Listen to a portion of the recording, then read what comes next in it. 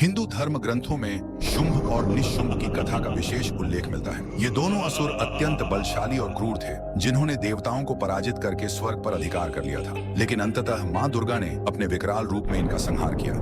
शुंभ और निशुंभ महर्षि कश्यप और धनु के पुत्र थे। उनका एक बड़ा भाई नमूची भी था, जिसे स्वयं इंद्र ने युद्ध में मार डाला था। नमूची की मृत्यु के बाद शुंभ और निशुंभ ने प्रतिशोध की आग में तप कर यह संकल्प लिया कि वे देवताओं को हराकर स्वर्ग पर अधिकार करेंगे। अपने उद्देश्य को पूरा करने के लिए शुंभ और निशुंभ ने हिमालय पर्वत पर जाकर 10,000 वर्षों तक कठोर तपस्या की।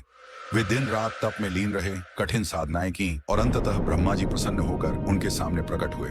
ब्रह्मा जी ने कहा, वत्स, मैं तुम्हारी तपस्या से प्रसन्न हूँ, वर मांगो। इस पर दोनों असुरों ने कहा, हम अमर होना चाहते हैं। ब्रह्मा जी ने उत्तर दिया, यह असंभव है। जो जन्म लेता है उसकी मृत्यु निश्चित है, कोई भी अमर नहीं हो सकता। यह सुनकर शुंभ और निशुंभ ने कुछ देर सोचा और फिर बोले, तो हमें यह वरदान दीजिए कि हमारी मृत्यु किसी भी देवता, दानव, यक्ष, गंधर्व या पुरुष के हाथों न हो। ब्रह्मा जी ने तथास्तु कहकर वरदान दे दिया। वरदान पाकर शुंभ और निशुंभ ने शीघ्र ही असंख्य असुरों की सेना तैयार की और स्वर्ग पर आक्रमण कर दिया। उन्होंने इंद्र, वरुण, अग्नि, वायु और अन्य देवताओं को पराजित कर स्वर्गलोक पर कब्जा कर लिया।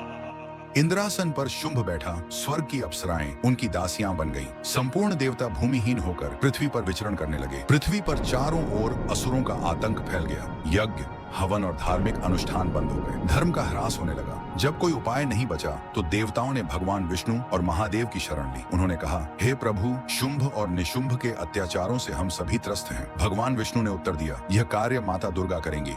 इसके बाद सभी देवता हिमालय पर्वत पर जाकर मां दुर्गा का आह्वान करने लगे। देवताओं की प्रार्थना से एक दिव्य शक्ति प्रकट हुई। यह शक्ति स्वयं पार्वती जी के शरीर से उत्पन्न हुई थी, इसीलिए इन्हें अंबिका भी कहा गया। जब शुंभ और निशुंभ को मां दुर्गा के प्रकट होने की सूचना मिली तो उन्होंने अपने सेनापति चंड और मुंड को भेजा।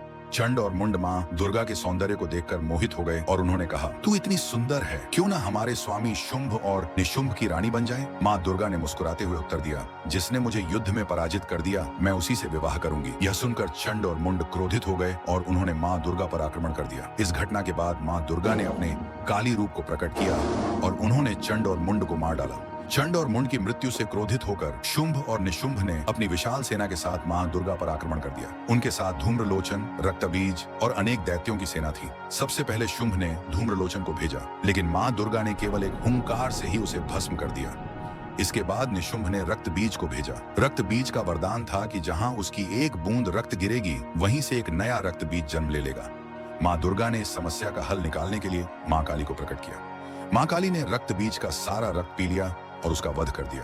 अब निशुंभ स्वयं युद्ध में उतरा।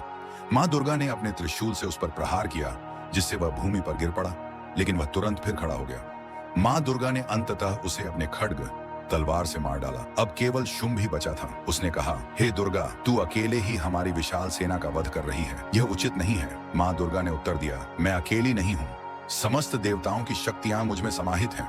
फिर भयंकर युद्ध हुआ और मां दुर्गा ने शुंभ को भी मार डाला।